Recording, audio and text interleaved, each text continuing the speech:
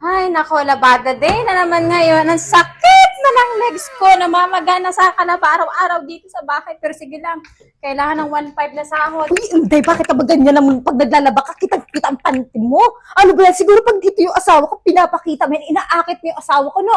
Kaya ganyan na ganyan ka maglaba.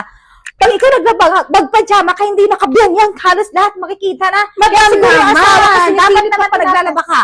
Dapat, madam, tinatanong mo ako kung bakit tinataas ko yung legs ko. Alam mo kung bakit? Sobrang sakit na po, nangingimay na po. Hindi ko po iniisip yan. Kung talagang gusto kong, si sir, gugustuhin ko si sir, kaya ko siya makit, pero ito ginagawa. Alam mo kung bakit? Narespeto ko sa'yo. At, madam, naiisip mo ba, lahat na lang talaga sa akin nakikita mo pa? Iniisip mo pa talaga yun? Wala na nga tayong makain dito sa bahay. Nag-iisip ko pa talaga, akitin ko si sir. Naku naman, madam, napapagod na talaga ako. Sa 1.5 na sahod mo, nagtsatsaga na ako. Pati ba naman ito bibigyan mo pa ng issues? Sawang-sawa na ako, madam. Last na talaga to. Hindi mo na mapakausapan. Lalaki sa tagap sa bahay naman na to. Aba, nagtatapang pa tong babae. Ito, sige, lumayas ka na kaysa mga agaw mo pa yung asawa ko. Layas talaga ako. Dahil ang pangit ang legs mo siguro. Marami kang barikos.